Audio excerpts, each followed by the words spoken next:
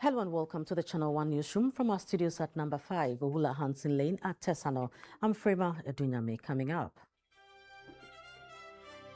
6 health facilities in the whole municipality of the Volta region shut down for regulatory breaches.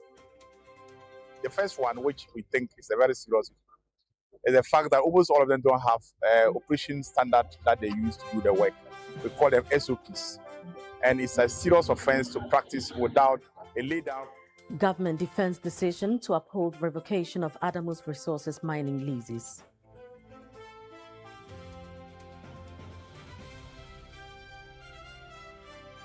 Speaker recalls Parliament for urgent business from August 24 to 28.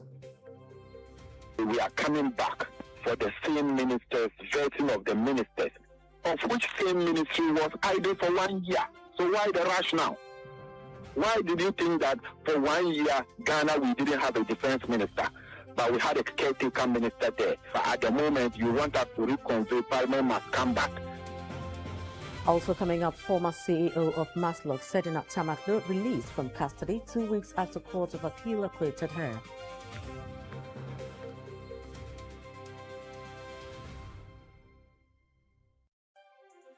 In Channel 1 Business,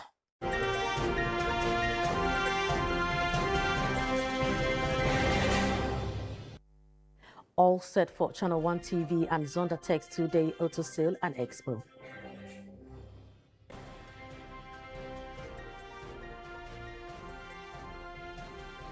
And in Channel 1 Sports, Black Queens of Ghana call on government to address outstanding financial obligations to the team.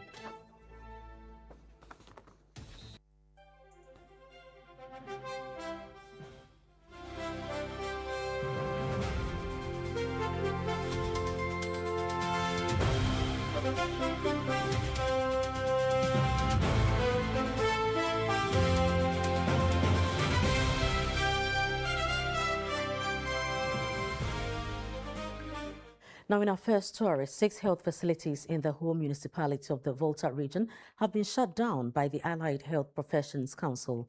The council accuses the facilities of failing to comply with basic regulatory and operational standards. Channel 1 News' Volta regional correspondent Desmond Selasiago has more in this report. The facilities were shut down as part of compliance checks being conducted by the Allied Health Professions Council in the whole zona area to assess whether health facilities are operating in line with approved standards. With several of the facilities visited, officials found that the facilities were operating without standard operating procedures, while quality control reports were also unavailable at several of the facilities. Most of the facilities have been given 2 working days to address the lapses or face closure. Professor Isha Kushirazu is the registrar of the Allied Health Professionals Council. You need to see it.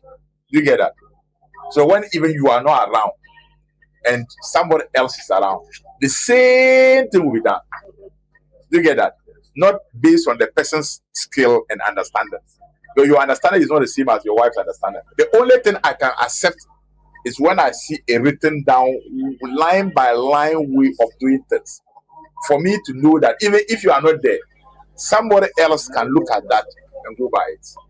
You get that? So the decision is on the consultant to tell us whether we should allow you to be doing this or we should close you down and give you time to get these documents established. We support at a fee. Professor Ishaku says several infractions were identified at some of the facilities, including failure to meet basic operational and professional requirements. He says the council will take the necessary regulatory action against facilities found to be in breach of the requirements. The first one, which we think is a very serious issue, is the fact that almost all of them don't have operation standard that they use to do the work. We call them SOPs. And it's a serious offense to practice without a laid down rules, what you believe will not order well for patient safety. And the outcome we cannot guarantee because we don't know exactly what you are doing with what equipment you are using. And we think that because of that, we need to engage our professionals seriously to put some pressure on them to develop these protocols for their use. Registrar of the Allied Health Professions Council, Professor Shaku, says the compliance exercise is necessary to ensure health facilities have the required systems, documentation, and qualified professionals to provide safe and quality services. Yeah, so the challenge is that if you don't have that, we cannot guarantee the quality, and the patient benefit cannot be guaranteed. The risk is high, the consequences of that is also high. Before you can be treated, your condition must be diagnosed properly. And if you are not properly diagnosed, you can't be guaranteed the treatment. And this is for patient safety. Layman, support this and ensure that people do the right thing and the patient safety can be guaranteed. While some 6 facilities have been shut down by the Allied Health Professionals Councils, some others have been given 2 days to rectify their issues or face being shut down. Reporting for Channel 1 News from the Volta Regional Capital Hall. My name is Desmond Selassie. Management of Sechedumase Community Bank is locked in a legal dispute with the Asokari Mampo Municipal Assembly over the demolition of the bank's Abuabo branch to make way for the construction of the 24-hour market facility.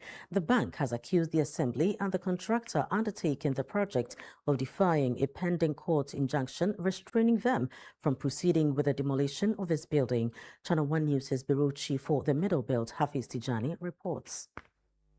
The assembly began engaging traders at the Abuabu market and other occupants of the land, including the bank, in 2025 over plans to redevelop the market and relocate affected occupants. According to officials of the bank, discussions included proposals that its existing one-story building could be incorporated into the design of the new market. The bank insists that its relocation process had not been completed when the facility was demolished, raising concerns over a possible compensation claim and potential financial implications for the public purse. Management further claimed that it has not been served with any eviction notice in the last 5 months. We have managed to have the data of the customers intact. So for customer data, it's not lost, but the physical items of the bank are lost, running into millions of Ghana cedis. We have, for the past 5 months, been cooperating with the assembly. We have not been served any eviction notice. As we speak now, we have not indicated any amount which is lost. Like I said, we have inventory of everything. We will cost them and then make it known at the appropriate time. However, the assembly maintains that it engaged the bank throughout the development process and issued notices requiring it to vacate the site. The demolition comes as the Asokore-Mampo Municipal Assembly is going ahead with plans to transform the Abuabu market into a flagship 24-hour economy market. Hundreds of structures at the market were demolished in May to pave the way for the redevelopment, which the assembly says will provide modern trading infrastructure and stimulate economic activity. Counsel for the Sechedumase Community Bank PLC, Dr. Dixon Osei-Sibe, described the assembly's actions as unfair and said the bank will await the court's determination when the case resumes in October. If the court orders you to replace it, you replace it. You have demolished it, but that is not the end of the matter. The court can also ask you to pay for it. Or the court may say that, yes, the bank has no right to claim anything. All those things are options for the court to determine. Whether the court will agree with us or not, that one is left with the court to decide. But we believe that they have not been fair, they have trespassed, and we think that the court have to take that matter up. And that is what we are looking at. The bank currently operates in a temporary facility as management awaits the assessment by regulatory authorities on a facility it has secured. Meanwhile, the Asokore-Mampo Municipal Assembly says It will address the press at an appropriate date when Channel 1 News contacted the municipal chief executive. The Vice-Chancellor of the Kwame Nkrumah University of Science and Technology, KNUST, Professor Christian Ajari, has urged the youth to reject the get-rich-quick mentality and pursue success through hard work, integrity, and perseverance. Professor Ajari says many opportunities exist in Ghana for the country's youth to grow and succeed. Ashanti Regional Correspondent Bright Yabua reports. Speaking at the launch of the National Youth Conference in Kumasi on Tuesday, the Vice-Chancellor of the university said wealth and success must be built on legitimate and sustainable ethical foundations. I therefore encourage you to resist the growing get money quick syndrome. There's nothing wrong with aspiring to wealth and success, but let your success be built on hard work, diligence, honesty, creativity, and perseverance. The charge to be diligent in whatever your hands find to do remains relevant. Whatever your profession or endeavor, do it well. George Opariado, Minister for Youth Development and Empowerment, also called on the youth to embrace the opportunities presented by the digital age. And let's embrace the digital age. Let us create opportunities. Let's listen more to ourselves. And together, let's build a Ghana in which every young person can say, I have a place, I have a voice, and there are opportunities for me. Osman Abdullahi Ayariga, Chief Executive Officer of the National Youth Authority, urged the youth to embrace discipline and remain committed to doing what is required of them. Values in the digital age. Values aren't just words in policy documents or things we repeat at ceremonies. They show up in the choices we make every day. Integrity is refusing to cheat even when you know you could get away with it. Discipline is doing what needs doing, even when you don't feel like doing it. Meanwhile, the Member of Parliament for Furikrum constituency and Deputy Ranking Member of the Parliament's Select Committee on Youth and Sports, Michael Kwesiado, says he will advocate for the full restoration of millions of cedis to the National Youth Authority, which by law has historically received a share of the District Assembly's Common Fund. In 2026, for the first time, the District Assembly's Common Fund made no allocation to the National Youth Authority and YEA agencies. That has by law always received a share of that fund.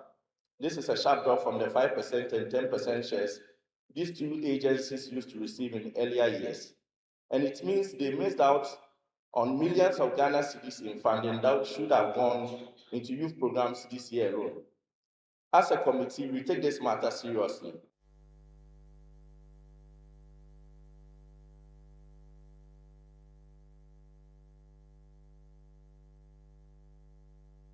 The Lands and Natural Resources Ministry has defended its decision to uphold the revocation of Adamus Resources mining leases, citing alleged mining breaches.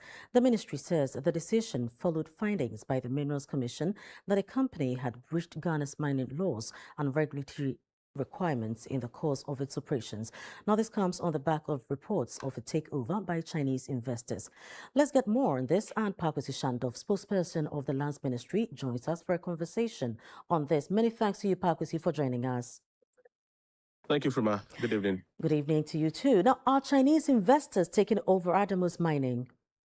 Absolutely not. Indeed, that reportage that has made waves in the media space today is one that we want to urge all stakeholders and the generality of the populace to disregard, because like the sector minister Honorable Kofi intimated 2 days ago, the mine or Adamus concession is now under the direct supervisory oversight of the Minerals Commission.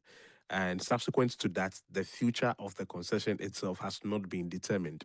And so for the fact that it has not been determined, there cannot be any Chinese or Togolese or anybody whatsoever having custody of a mine that has now been reverted to the state. And subsequently, we want to stress, like we have been doing all day actually, that that report is not true. It's the Minerals Commission that now has custody over the company and the concession in question. So why are we seeing pictures of Chinese investors on the concession? Well, yes, I've equally been shown those photos, but authoritatively they are not investors. The ministry does not have any connection with them. Indeed, there is no interaction between the purported investors and the ministry or government whatsoever.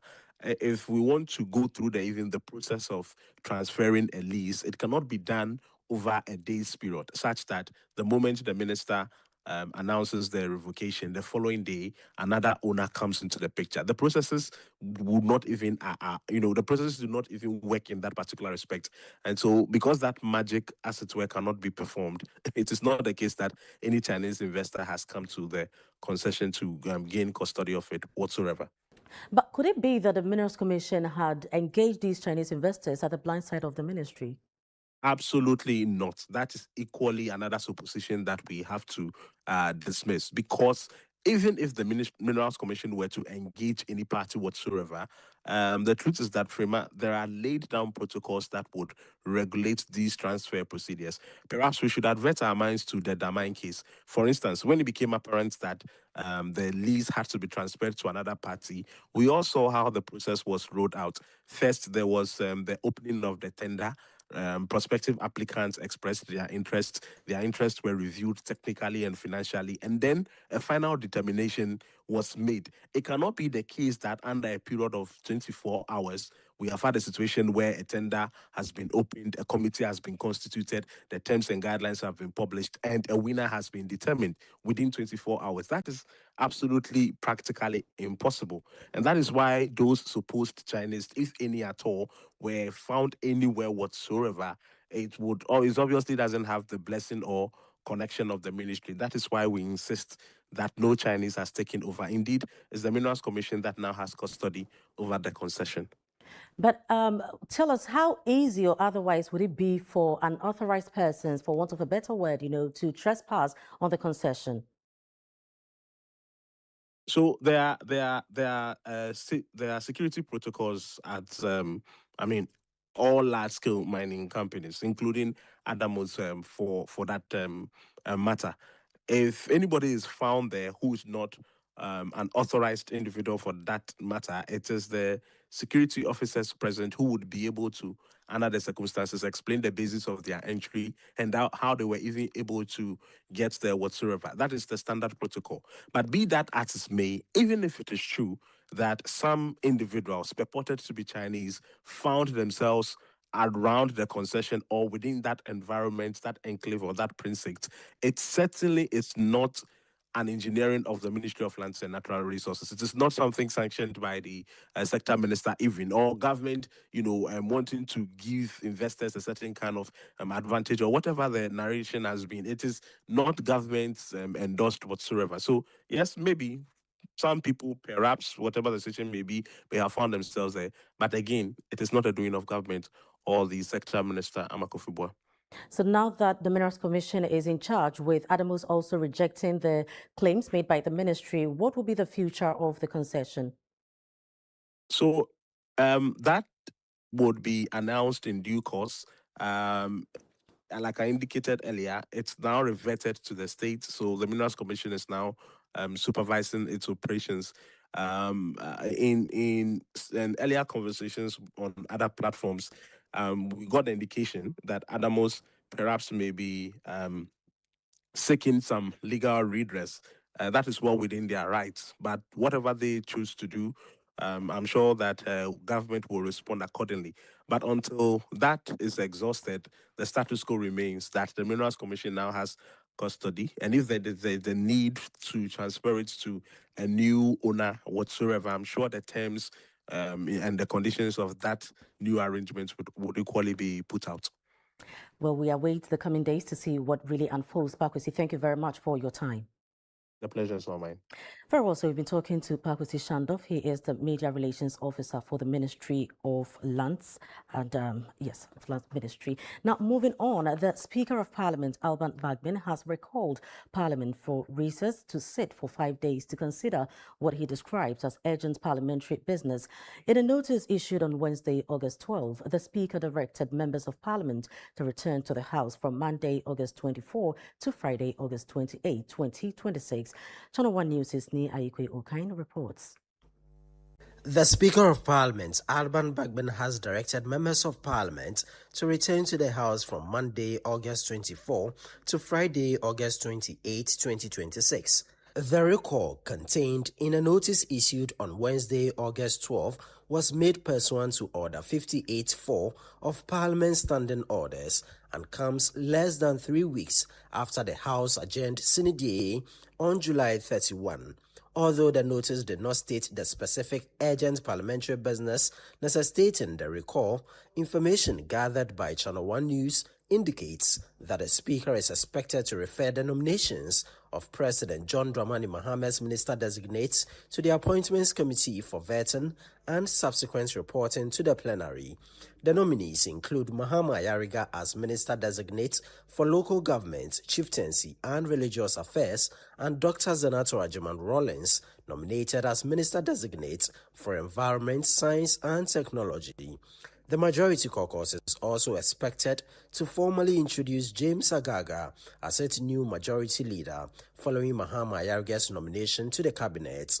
Parliament could further use the recall to reconsider the Human Sexual Rights and Family Values Bill, popularly known as the Anti-LGBTQ+ Bill, which the House was unable to reconsider before adjourning on July 31, despite earlier assurances by the Speaker that the legislation would be dealt with. However, speaking on Eyewitness News on City FM, the First Deputy Minority Whip Habib Idrisu described the recall as unnecessary, arguing that Parliament was expected to resume its normal sittings in October 2026. We are coming back for the same ministers, vetting of the ministers, of which same ministry was idle for 1 year. So why the rush now? Why did you think that for 1 year, Ghana, we didn't have a defense minister, but we had a caretaker minister there? For 1 year, we didn't have a minister for environment. We had a caretaker minister there. But at the moment, you want us to reconvene, Parliament must come back. That's going to cost the taxpayers money just to be able to look at two ministers that need to appear before the appointment committee. Can that wait until October? What will it change? What will those two ministers achieve between that time to October that they cannot wait until October when Parliament will resume to actually consider the 2027 budget in November, sometime November that's supposed to be presented. So I think that this recall is completely unnecessary. I think that this recall is just a waste of the taxpayers' money. I think that this recall could have waited. I think that those ministries that are other people who could be caretaker ministers for the next 2 months until Parliament resume. Former Maslok CEO Sedina Tamaklo Atieno has been released from prison custody after the Court of Appeal struck out as withdrawn the Attorney General's application seeking a stay of execution of its decision acquitting and discharging her. There is more in this report. The state informed the Court of Appeal on Wednesday that it had withdrawn the application, which had been filed on August 10. The withdrawal came as the court was preparing to deliver its ruling on the application. Counsel for Sedina Tamaklo Atieno acknowledged the withdrawal, but argued that the state should have sought the court's leave before doing so. The court noted the concern, but since the withdrawal was not opposed, struck out the application as withdrawn. The development later resulted in the lawyers securing a warrant for her release. Meanwhile, the trial of Hanan Abdul Wahab and Faiza Seidu Wuni in the National Football Fast Stock case has been adjourned to August 17, following the absence of their lawyers. Hanan told the court that his lawyer, Godfred Dami, was unwell and on admission, while another member of his defense team, Richard Jambibe, was out of town. He also informed the court that the stay of proceeding application has been filed at the Court of Appeal and was scheduled for hearing on October 19. The Deputy Attorney General, however, disputed some of the explanations and argued that simply filing a stay of application does not automatically suspend proceedings at the trial court. The court also noted that no medical certificate had been presented to confirm Dame's condition. Justice Francis Achibonga nevertheless granted a short adjournment and directed Hanan's counsel to appear on August 17 to address the court on the legal effect of the pending stay application. The Minister of Health, Kwabena Minta-Kando, says government will be forced to terminate the appointment of newly recruited health professionals who fail to report to duty by August 20, 2026. The minister said the government has secured financial clearance for the recruitment of 8,000 health professionals this year as part of efforts to address staffing gaps in the health sector. There is more in this report. Speaking during a courtesy call by the Coalition of Unpaid Nurses and Midwives, Mr. Akando said a mop-up exercise would be conducted after the August 20 deadline to replace recruits who fail to assume duty. We have concluded on the recruitment of about 8,000 of health professionals. Over the years, it was restricted to nurses and midwives. And so this time around, in the 2026 recruitment, what we have done is that we have given almost every cadre some quota. And those who have not reported, with the greatest of respect, they must report before or on 20th of this month. If you don't go after 20th, it means that you will not go and you may forfeit that opportunity. The minister also disclosed that the ministry has secured the necessary financial clearance for the recruitment, assuring that this will help prevent any backlog in the payment of salaries. So I had financial clearance before we started doing that. And so those who reported early have even gotten their salary. So we're not going to pile any arrears this time around. This is the Channel 1 Newsroom, still to come. All set for Channel 1 TV and Zondatex today auto sale and expo.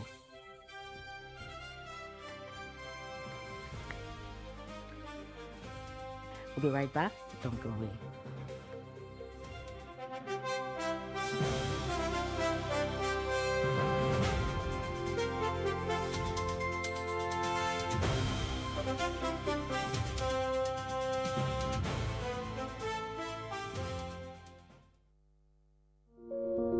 As the sun rises over the city of Accra, its warm glow settles on one of the city's most thoughtfully planned communities, Lakeside Estate, and once again, something exceptional is unfolding. After the successful sale of our 4-bedroom Orca at Lakeside Hills, a new masterpiece is about to make its debut. An exquisite 4-bedroom story Orca home overlooking a breathtaking landscape of the Abri Mountains. This remarkable home now features a total floor area of 330 square meters, set on a generous 7,140 square foot plot. Step inside and you're welcomed by a spacious foyer leading to an open living and dining area, paired with a modern fitted kitchen with a stylish island crafted for the ultimate cooking experience. On the first floor, family living takes center stage. Spend quality time together and enjoy the convenience of a newly added infinite kitchenette, perfect for warming up your coffee or tea. For our esteemed homeowners who value privacy and productivity, a dedicated study area has been beautifully integrated into the design. This new home is a testament to trust, craftsmanship, and modern living. A space where elegance, comfort, and style come together effortlessly. Book your spot today by calling our sales expert on 020-477-5040 or 020-477-5042. Lakeside Estate, quality homes for all. The best part of going home is family. Sit up! Hey, mommy, my wife. is cooking something delicious.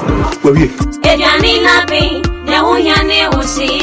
Lizzy hot pepper sauce, spicy. Bona yete, Lizzy oh Lizzy. Lizzy The Shito is Shitole. Lizzy Shito over fail. Lizzy Shito. Please, can I take some to school tomorrow? Yes, my son, you can. Lizzy Shito dear. Ebesu obiasu. Lizzy Shito hot pepper sauce is spicy.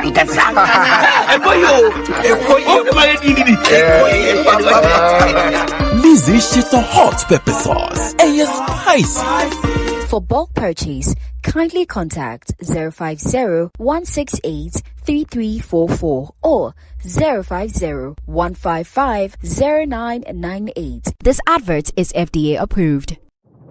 This July, get ready for stories that will make your heart race. From love and passion to secrets and lies that can ruin everything. Catch the sizzling episodes of Sins and Roses at 4 p.m., Domenica Monteiro at 5 p.m., Be My Sunshine at 6 p.m., and Avenida Brazil at 7 p.m. Central African Time. Only on Novelas Plus, channel 134 on GoTV. Are you planning to relocate from your company office or house, whether across cities to another town or halfway around the country? You want a moving company you can depend on to get you there? Let me introduce you to Logistics Movers. We are here to help you every step of the way, from planning the move to unpacking the last box and settling into your office or home. We have the expertise, experience, and market understanding and offer fast, reliable, and professional transportation services in Ghana. Our main thrust is to successfully move your business, household items safely, on time, and hassle-free. You can call us on 0246 833 539 or 0244 342 465. You can also send us an email to info@logisticsmovers.com or check our website www.logisticsmovers.com. Why expose your company or household items to theft or damages when you are relocating if it's avoidable? Logistics Movers, we help you relocate.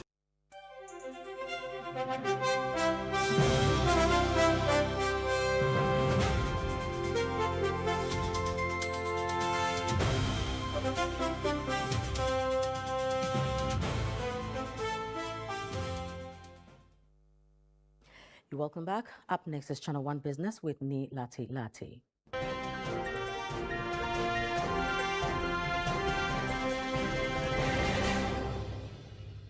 Channel 1 Business is brought to you by MTN and EcoBank. Hello, my name is Pamela from Customer Service. Please revalidate your account by texting your Ghana card number to 0500,000 247. Hey, Abili, wabadim.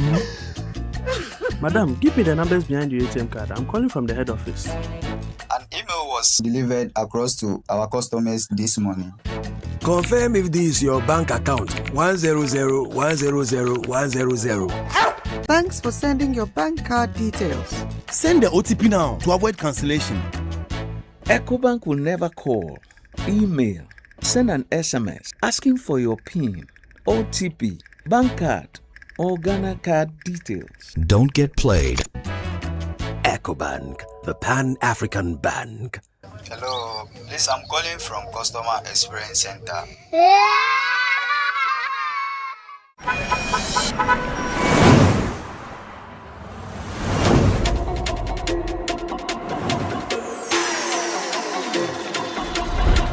30 years ago, MTN arrived in Ghana and everything changed. It's time to celebrate you big time. The MTN at 30 promo is here.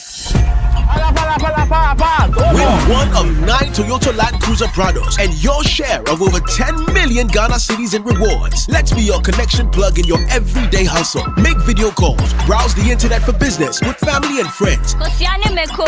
Make that money move and stay ahead. Because every move counts.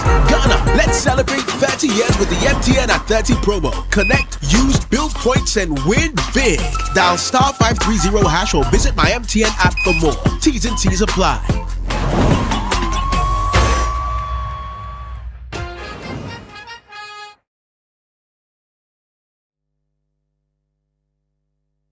You're welcome, Nee. Thank you very much, Freeman. You know, some good news coming in for those of us who are looking at like myself. Driving brand new cars. We are tired of second-hand, huh? Yes, yes. I'm eyeing the Haval. Oh, which color? Your color, the blue one. No, I want the Sherry. I see. Oh, yeah. The Tigo 7. You know what I'm talking about, or the tank. We are buying it.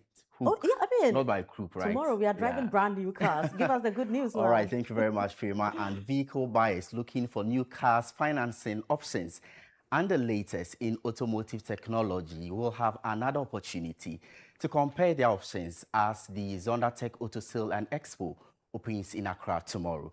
The two-day event will bring together vehicle brands, prospective buyers, and financial institutions, with Zondatech seeking to drive sales while giving consumers more access to new vehicles. Here's what to expect tomorrow. At the Zondatech showroom in Joglo, preparations are already taking shape for an event expected to turn the facility into a marketplace for vehicles, finance, and automotive technology. From SUVs and pickups to commercial vehicles and electric mobility solutions, the Expo is designed to put different vehicle options directly before prospective buyers. But the proposition goes beyond simply displaying cars. With financing expected to be a key part of the event, buyers will have an opportunity to explore how they can move from interest to actual vehicle ownership.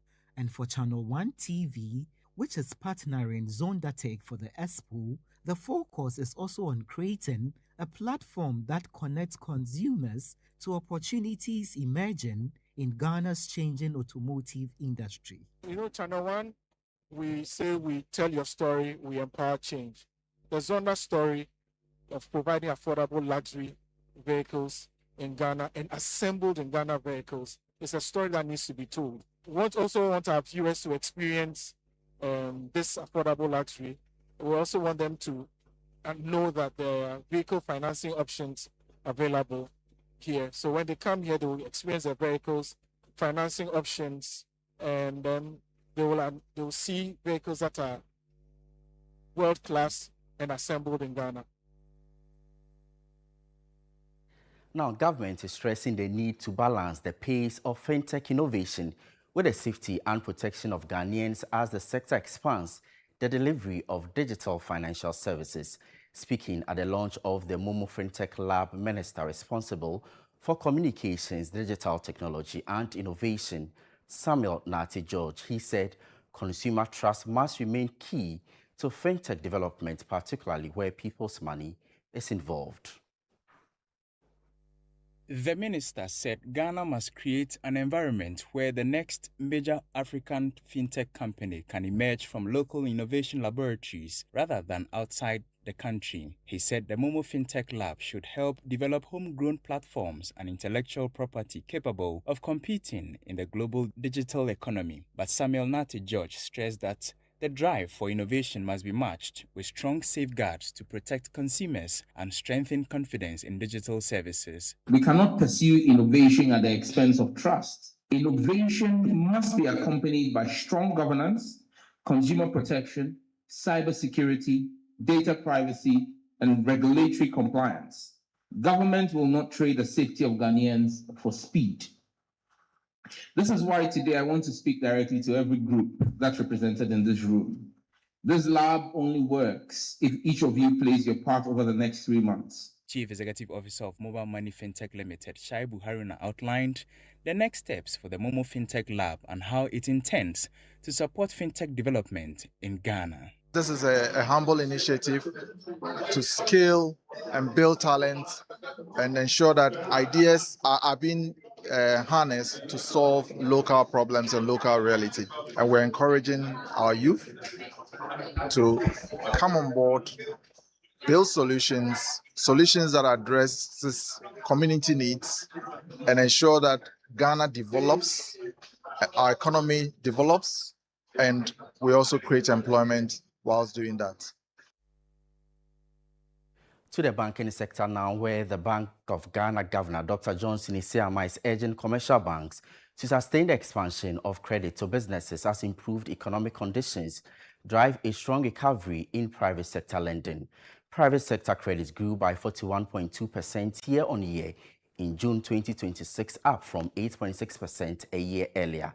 Speaking at a meeting with heads of commercial banks at the Bank Square on Wednesday, Dr. Isiama said the banking industry must now play a more active role in converting the gains in the macroeconomic stability into increased economic activity.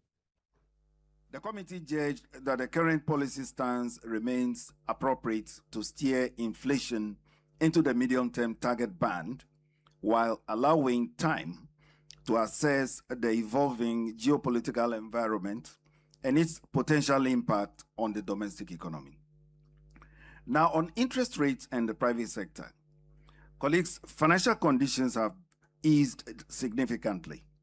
In the money market, interest rates have continued to moderate across various market segments. These developments are beginning to translate into stronger credit flows to the private sector.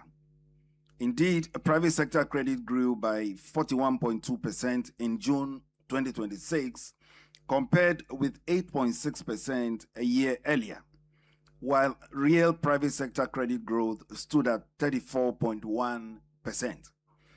This is a significant development indeed. Let's now bring you an update on crude oil prices and how the local currency is also performing on the interbank market.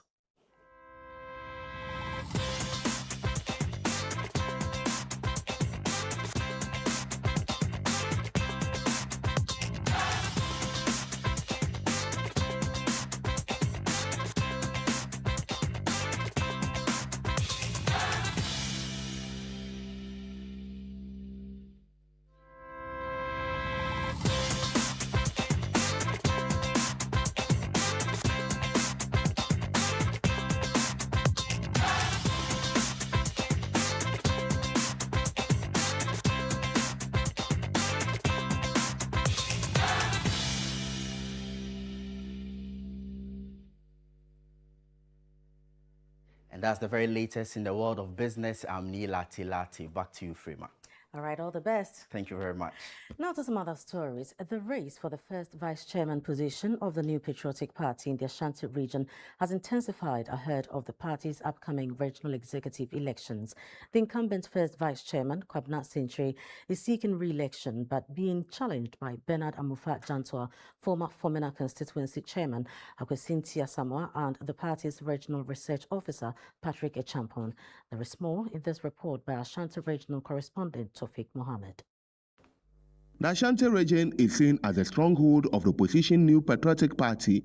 The party lost 3 seats to the governing National Democratic Congress in the 2024 elections. The seats are Adanse Asokwa, Akrofom, and Ahafo Ano Southeast constituencies. Going into elections 2028, the party in the region is positioning itself to take back the lost seats and even capture other seats as well. In recent weeks, the race for the first vice chairperson position has intensified, with all 4 candidates stepping up campaign activities across the 47 constituencies in the region. In the NPP's structure, the first vice chairperson is the principal deputy to the chairperson. The role involves assisting in the coordination of party activities, chairing meetings in the absence of the chairperson, and playing a key role in conflict resolution and grassroots mobilization. Bernard Amufa Jantua says the party needs new energy and inclusiveness to win the 2028 elections. The motivation to help the party recapture power come 2028. That is the main motivation. Pledging all delegates to come together as one. I know there are divisions in the party, but this time around we want unity. Without unity, we can't capture power come 2028. That is my advice to all delegates and grassroots. We will try to bring everyone on board. We will try to bring all factions on board before we can win power come 2028. That is the ultimate goal. Akwesi Inti Asamoah, a former Fomena constituency chairman, is leveraging his experience in managing a key constituency. He said he has what it takes to unite the base of the party for victory in 2028 elections. Akwesi Inti youth organizer 1 term, constituency chairman 5 times. Which I think first I can remember so. Enti adwuma ye be my party no, sabe enkanko aba, nchichemu aba no. You be here through. No one tells me be region 5 vice. Me so be a news to the dia. One yan who come and find the campaign. Near Yam, Mishawachi, and a Mishawachi, and Namempe. At me, dear son, come be deba, Abacan say, partner, a chance you move. Say, I become a funny fine in a boom, you move forward. According to me, at the Amayura, Mohammed Baumia. For Channel 1 News, I'm Tofik Mohammed, Kumasi, Ashanti region. Residents of Hagerline, a community in the heart of Damongo, the Savannah regional capital, are raising concerns over poor sanitation and the deteriorating condition of their only public toilet facility. With the rainy season underway, residents fear the situation could expose the community to outbreaks of diseases and other sanitation-related infections.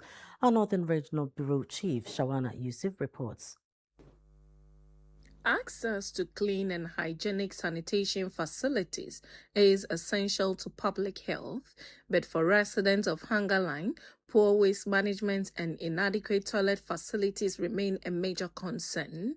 Many households in the community lack access to private toilet facilities, leaving residents dependent on the only public toilet, which is now in a deplorable condition. Looking at the facility, it's not healthy at all.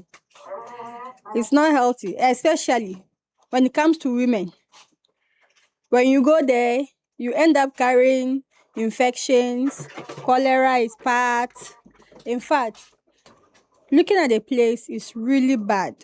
The place is not good, and where the boiler is, it's not hygienic to the nearby houses around. Looking at it, the nature of this, if there is outbreak of cholera, I think it will just spread the whole place, the whole community, which is not fine. For residents who cannot endure the stench and unhygienic conditions at the facility, open defecation in nearby bushes has become an alternative. It's very difficult to move from Azurikra to any of those areas to go and defecate because you want convenience. But you have no option. You just have to do it any nearby portion you get. The facility itself is a dilapidated one and it's a death trap. Looking at it, if you make a mistake, you have yourself to blame. The assembly member for the Alasankura Ngberepe Hangerline electoral area, Honorable Godwin Kumate, says the assembly is implementing measures to address the sanitation challenges and prevent a possible outbreak of diseases in the community. It's about time to act on it to ensure that we clear the field and to put the new toilet facility into use. We have worked on the mechanized borehole. Unfortunately, we have the water yield here is not that heavy that we can get enough water. So we are thinking of buying water from outside into the poly tank so that residents can use the water closet toilet facility. Meanwhile, health officials have expressed concern over the situation, warning that the poor sanitation conditions has increased the risk of sanitation-related diseases in recent times. Last year from January to December 2025, and we realized that we have a total of 2,223 malaria-related cases. We realized that typhoid, which is also of recently taken charge, became second of the leading cause of sanitation-related diseases.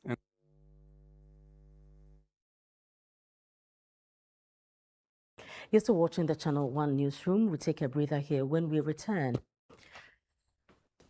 Black Queens of Ghana call on government to address outstanding financial obligations to the team.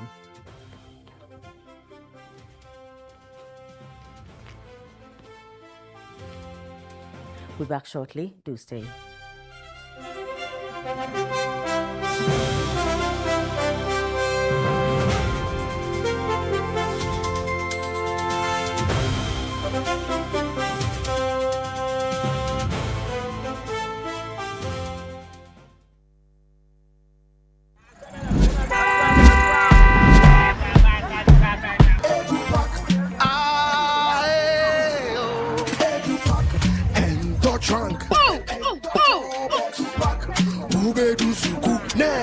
This is the old way. Let me show you a new and a better way. EduPack. EduPack? Yes, EduPack. A GS-approved and supported initiative for all first-year students going to SHS. By Prospectus Ghana Limited. Now you don't need to go to the market. All your trunks, mattresses, pillows, including plastic chalkboards, are all waiting for your child at the school. Note, all our wooden chalkboards are being changed to plastic ones to avoid bedbugs. You can also register by dialing *713*821# following the prompts, or you can visit www.edupackgh.com and tap register. You can also register at any ADB branch near you at a very affordable price. EduPack, approved and supported by GES. Yes, next. Hey, Nadia Benson. Me didn't tum. Mr. Friendly Calico, just call me cockroach. Now, Mr. Friendly once now. Hey, that's you. Impruka. Yeah. Captain Mosquito, double the action.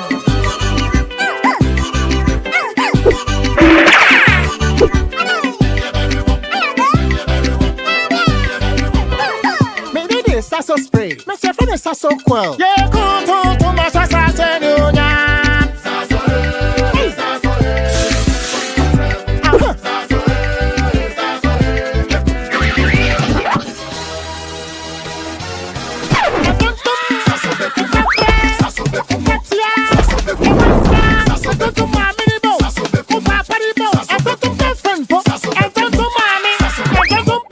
Sasso, come on, Tom Preco.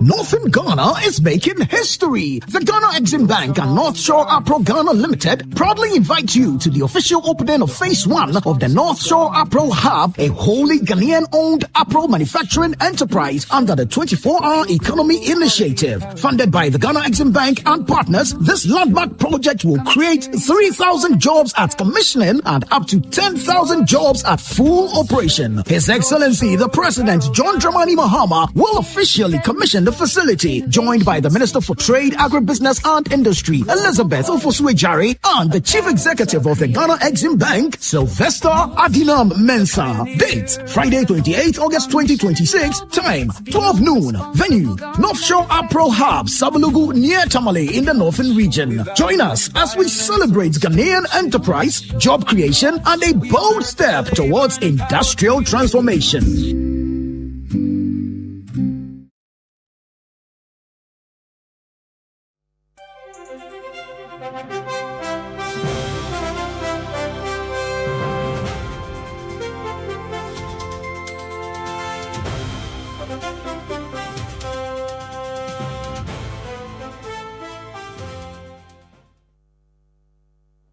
Thanks for staying. Up next is Channel 1 Sports with Bernard Abekotre.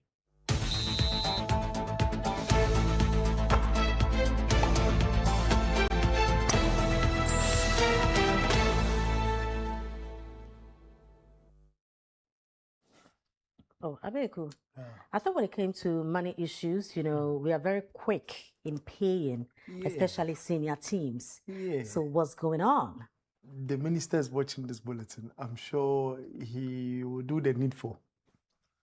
Honorable Kofi Adams? Yes, please.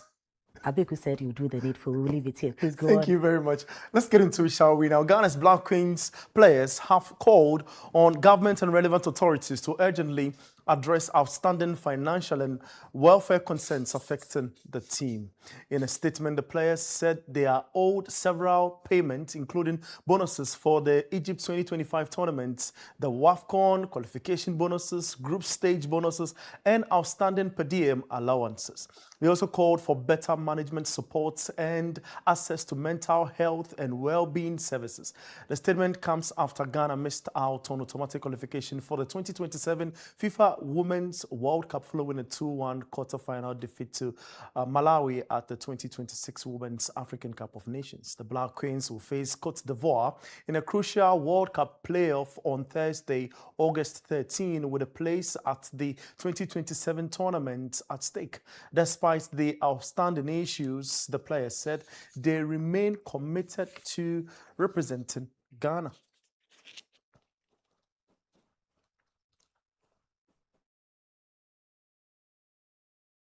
Well, let's now shift our attention to the headquarters of African football now.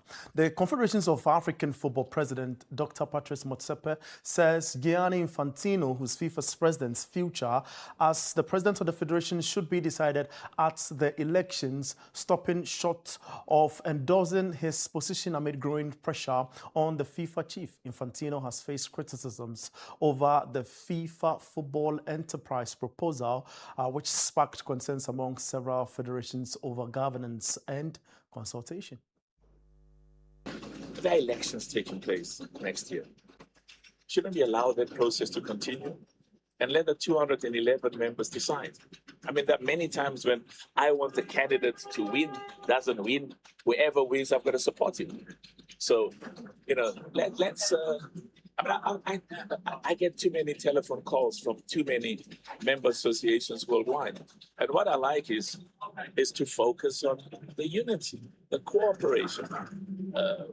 How do we continue to develop and grow football in the midst of the challenges we have? Deal with those challenges. We will resolve them and we'll move on. Can they be resolved with Gianni Infantino still president? Well, as I said, let the people decide. If there are candidates who want to stand against him, put up their names. I mean, that's the right thing. But he's been loyal to African football. He enjoys the support of Africa. Now, away from CAF and FIFA, let's now talk NBA. Now, the Los Angeles Lakers are set to be sold for a record $12.5 billion to venture capitalist Josh Kushner and former Disney chief executive Bob Iger. The deal would see the NBA franchise change hands from Chelsea co-owner Mark Walter, who bought the Lakers only last year for a then record £7.4 billion and is now in line for a significant return on his investment. Kushner was recently at the center of FIFA's proposed new commercial structure, while his older brother, Jared Kushner, is married to U.S. President Donald Trump's daughter, Ivanka Trump.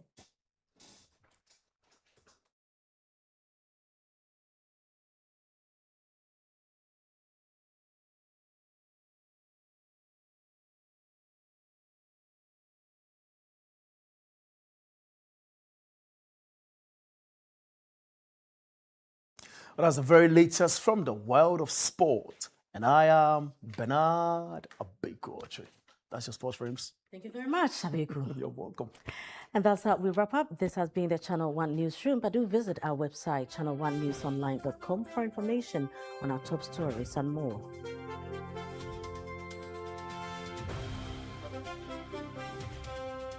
Subscribe to Channel One TV on YouTube for more exclusive video content from Channel One TV. Download the Channel One News app on Google Play Store.